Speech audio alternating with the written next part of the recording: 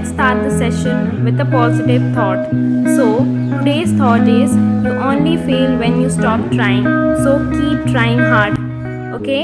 So, आज हम ancient India के सेकेंड टॉपिक को कवर करने वाले that is Indus valley civilization. इसको हम दो पार्ट्स में तोड़ेंगे. ठीक है, ये पार्ट 1 है और इसके बाद जो आएगा वो हमारा पार्ट 2 होगा और ये जो रेड बॉक्सेस में जो है उसे हम कवर करेंगे आज. So let's start the ancient history. Hi friends, welcome to my YouTube channel आपकी पाठशाला. आप सब कैसे हो? Hope you are doing well. So today we are going to see the topic the Harappan civilisation और it can be called as the Indus civilisation और Indus valley civilisation. ये topic बहुत ज़्यादा इंपॉर्टेंट है when it comes to UPSC point of view. So do study this topic thoroughly. So let's start the topic, the Harappan civilization. तो Harappa civilisation क्यों कहा गया है? Because Harappa is the first site to be discovered. ठीक है, हड़प्पा पहला site था, पहला जगह था जिसको आर्कियोलॉजिस्ट ने ढूंढ निकाला था. ठीक है, इसको इंदस वैली सिविलाइजेशन भी कहते हैं और इंदस सिविलाइजेशन भी कहते हैं. वैली क्यों हटा दिया गया? बिकॉज बाद में जितने भी साइट्स और भी डिस्कवर होने लगे और भी खोज के निकालने लगे वो वैली से दूर थे, मीन्स इंदस वैली से दूर थे. ठीक है, इसलिए वैली वर्ड को हटा दिया गया. अब ये हड़प्पा है कहाँ? It's in West Punjab. ठीक, और दूसरा जो मोस्ट इंपॉर्टेंट डिस्कवर्ड साइट है दैट इज मोहेंजोदारो, जिसके बारे में आपने सबने सुना होगा, विच इज इन सिंध. और ये दोनों जगह हड़प्पा एंड मोहेंजोदारो आज के दिन में पाकिस्तान में है. और इसी से हमें पता चलता है कि what is known to be a civilized people. उस टाइम के लोग बहुत ही ज़्यादा हाईली सिविलाइज्ड बन चुके थे. Okay, they are highly advanced, highly talented and highly civilised. So Harappa और मोहेंजोदारो के अलावा और भी कई इंपॉर्टेंट साइट्स हैं, जैसे कि कोट दीजिए इन सिंध, काली बगान इन राजस्थान, रूपर इन पंजाब, बनावली इन हरियाणा, लोथल, सरकोटाटा, ढोलावीरा, ये तीनों गुजरात में. सो ये वो इंपॉर्टेंट साइट्स है जो कि बेसिकली बहुत ही बड़े सिटीज़ माने जाते थे उस टाइम पे. ये जो सिटीज़ है ना वो बहुत ही बड़े हुए करते थे and it is approximately 100 hectares. मतलब आप मान के चलो एक एक सिटी 100 हेक्टर्स या उसके ऊपर का तो बड़ा साइज़ का हो गई. मोहेंजोदारो सबसे largest of all in the cities, सबसे बड़ा सिटी मोहेंजोदारो था and it covers a area of approximately 200 hectares. So let's come to our next topic that is origin and evolution. बहुत सारे आर्कियोलॉजिक फाइंडिंग्स हुए, राइट? जितने भी आर्कियोलॉजिस्ट ने बहुत सारे खोज निकाले, उसके फाइंडिंग से बहुत सारा चीज़ों के बारे में पता चलने लगा अबाउट द हड़प्पन कल्चर. ठीक है, बट ये एक झटके में नहीं पता चला. It is a gradual process. मतलब धीरे धीरे स्टडी करने के बाद एक चीज़ रिवील होने शुरू हुई. ठीक है, तो उसके बाद आर्कियोलॉजिस्ट ने कहा कि हड़प्पा कल्चर को हम 4 फेजेस या स्टेजेस में तोड़ सकते हैं to study about the Harappa culture better. So they are pre Harappan, early Harappan, mature Harappan and late Harappan. जो प्री हड़प्पन स्टेज है ना वो आर्कियोलॉजिस्ट को उसके बारे में कहाँ से पता चला?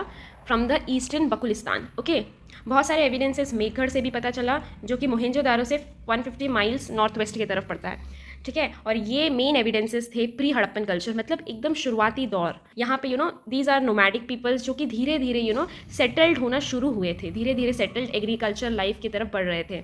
आया अर्ली हड़प्पन स्टेज जहाँ पे लोग अर्ली में आते आते उन लोग मतलब ग्रुप ऑफ पीपल एक ही जगह में सेटल्ड होने लगे, उसी को तुम विलेज कहेंगे, राइट?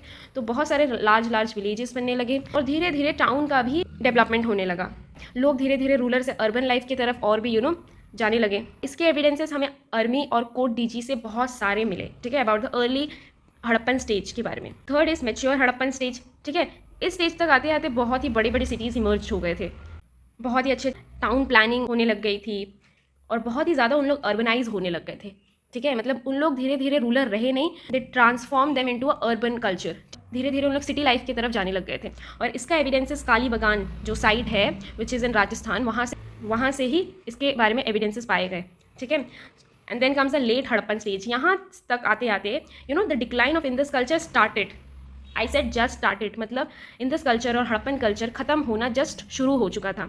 और इसके बारे में लोथल से बहुत सारे एविडेंसेस पाए गए इस स्टेज के बारे में. लोथल में एक फोर्ट था जो कि बहुत बाद में पाया गया आर्कियोलॉजिस्ट को, और वो बहुत ही बड़े एक ब्रिक के वॉल से सराउंडेड था. क्योंकि कोई बाढ़ ना आ जाए, बाढ़ के प्रोटेक्शन के लिए वो ब्रिक वॉल बनाया गया था. जैसे कि आज भी हम लोग कितने सारे इस ब्रिक वॉल को एक्चुअली हम लोग डैम कहते हैं, हम डैम बनाते हैं ना for the protection from the flood, right? Lothal का जो पोर्ट था वो it become a trading centre between the Harappan civilization and the remaining parts of India including Mesopotamia.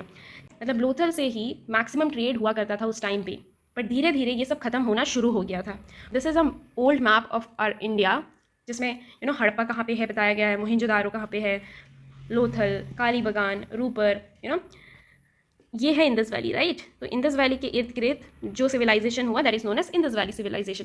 But बाद में देखा गया इससे दूर में भी कुछ कुछ इससे दूर में जैसे कि लोथल, कालीबगान, रूपर, ये सब दूर में है, तो वैली हटा के इंदस सिविलाइजेशन कर दिया गया।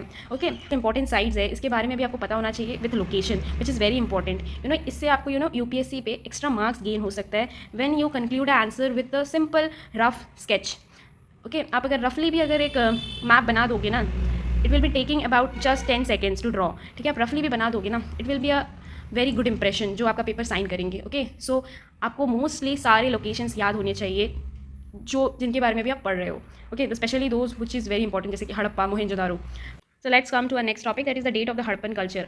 ठीक है, अब हम इसका डेट कैसे पता लगाए कि कब से कब तक हड़प्पन कल्चर एक्चुअल में था। अब ये तो नहीं बता सकते कि एक्चुअल एग्जैक्ट कितने से कितने टाइम तक था। देयर आर मैनी आर्कोलॉजिस्ट और many historians who can predict this, जो इसके बारे में स्टडी करते हैं। जो फर्स्ट उन्होंने इसका पीरियड बताया कि कब से कब तक हड़प्पन कल्चर हो सकता है, he is Sir John Marshall in 1931। उन्होंने बताया कि लगभग 3250 से 2750 BC तक हड़प्पन कल्चर बिलोंग कर सकता था फ्रॉम द एविडेंसेस जो कि उन्हें मोहनजोदारो साइट से पाए गए। उस साइट से जो एविडेंसेस पाए गए उसके हिसाब से उन्होंने ये डेट को फाइनलाइज़ किया। ठीक है, बट बाद में बहुत सारे नए नए और भी साइट्स जब डिस्कवर होने लगे तब ये हड़प्पन कल्चर का डेट और भी मॉडिफाई होने लगा। ठीक है, तो किसी ने बताया, जैसे कि fair service, again a historian, उन्होंने बताया कि हड़प्पन कल्चर लगभग 2000 to 1500 BC तक बिलोंग कर रहा होगा। ठीक है, कैसे? By the radio carbon method से उन्होंने ये डेट को निकाला।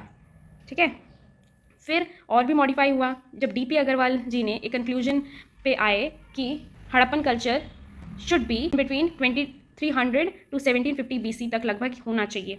ओके, सो वक्त के साथ जितने और भी नए नए डिस्कवर्स होते जाते हैं, और भी बहुत सारे स्टडीज़ होते जाते हैं, तो ये डेट मॉडिफाई होता जाता है। सो इसका एग्जैक्टली हम तो बता नहीं सकते हैं, बट ये स्कोप है कि आगे भी जाके ये डेट और भी चेंज हो सकता है।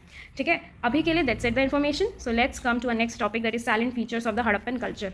सो silent features of Harappan culture में सबसे मेन इंपॉर्टेंट आता है, first topic is town planning. ठीक है, उनका टाउन प्लानिंग कैसे होता था, which is a very very advanced planning. का जो टाउन प्लानिंग होता था वो मोस्टली ग्रिड सिस्टम होता था, दैट इज़ जो स्ट्रीट्स और लेन्स होते थे they cut one another at right angle. ठीक है, और ऐसे राइट एंगल में कट करते थे जिसकी वजह से बहुत सारे रेक्टेंगुलर ब्लॉक्स की तरह उनकी सिटीज़ बन जाते थे। मीन्स मेजरली बोलो तो उनकी सिटीज़ एकदम रेक्टेंगुलर ब्लॉक्स की तरह दिखेंगे। ऊपर की तरफ थोड़ा ऊंचा होगा और नीचे की तरफ थोड़ा लोअर होगा। ठीक है, ये जो ऊपर की तरफ में थोड़ा ऊंचा करके जो बनाते हैं ना, that is only known as the citadel. ठीक है, एक हाई पोडियम की तरह बनाया जाएगा विद द मड ब्रिक, मिट्टी के ब्रिक से बनाया जाता था। और उसके नीचे की तरफ जो होता था that is known as lower town. तो लोअर टाउन में ही बहुत सारे छोटे छोटे घर बनाए जाते थे जहाँ पे लोग रहते थे। ठीक है, और जो घर जिसे बनाया जाता था they are known as burn bricks, मतलब ब्रिक्स को जला के बनाते थे। ठीक है, मोस्टली आप ये हड़प्पन कल्चर में देखोगे या मोहनजोदारो में जितने भी घर पाए गए ना, वो उनके जितने भी कंस्ट्रक्शन हुए हैं they are all from burn bricks, मतलब स्टोन बिल्डिंग्स ये टाइम पे पाए ही नहीं गए थे।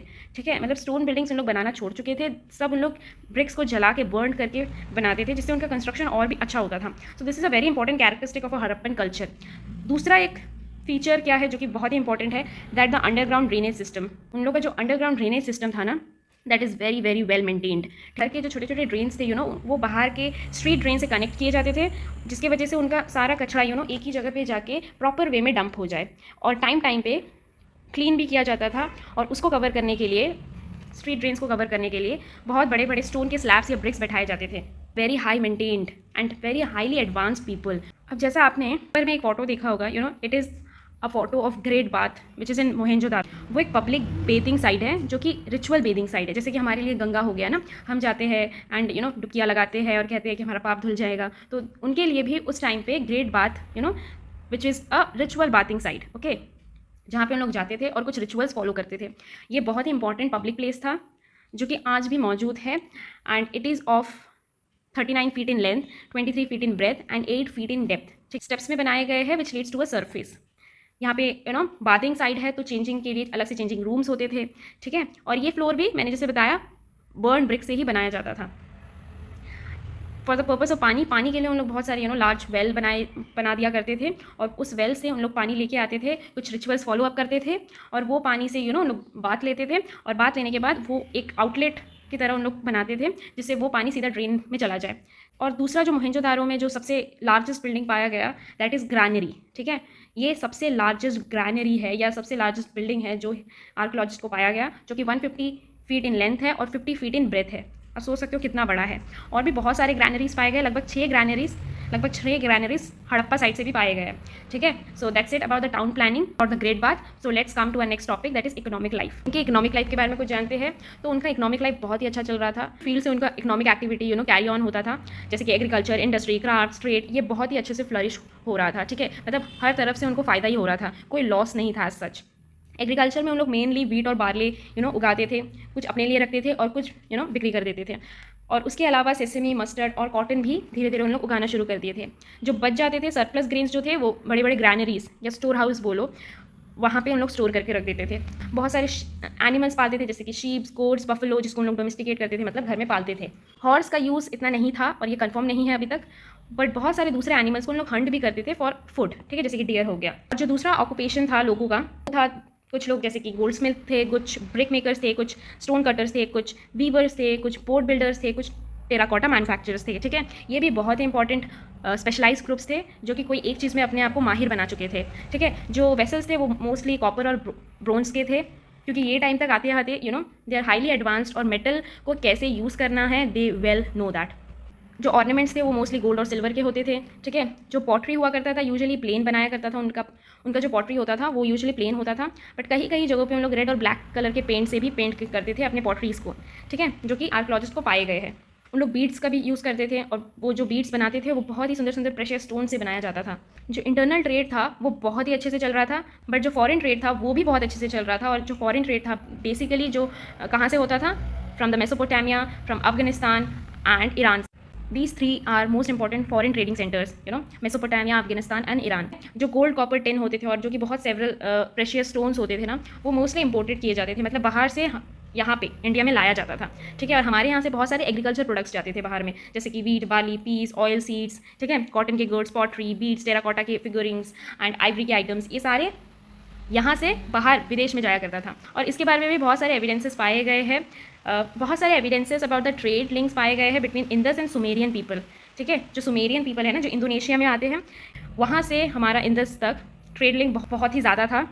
और इसके एविडेंसेस बहुत सारे पाए गए, कैसे बहुत सारे इंडस वैली के सील्स सुमेरियन सिटी या मेसोपोटामिया के शहरों में पाया गया है। ठीक है, जो ट्रेड होता था वो मोस्टली बैटर टाइप होता था। बैटर मतलब एक्सचेंज सिस्टम, मतलब जैसे कि तुम बीट दे रहे हो इतना केजी, इतना क्विंटल, तो मैं तुम्हें इतना क्विंटल कॉपर दूंगा। Okay, so that is known as barter system. यहाँ पे पैसा का कोई लेन देन नहीं होता था, ये चीज़ों का लेन देन होता था बेसिकली। और जितने भी सील्स और टेराकोटा के मॉडल्स बनाए गए हैं ना, इससे ये रिवील होता है या ये पता चलता है the use of bullock carts and auxin. ठीक है, वो टाइम के लोग बुलक कार्ट्स या ऑक्सिन यूज़ करते थे फॉर लैंड ट्रांसपोर्ट, मतलब लैंड में कहीं भी पहुंचने के लिए उन लोग बुलक कार्ट या ऑक्सिन का यूज़ करते थे, और बोट्स या शिप का यूज़ करते थे फॉर द सी या रिवर ट्रांसपोर्ट। ठीक है, so that's it about the economic life.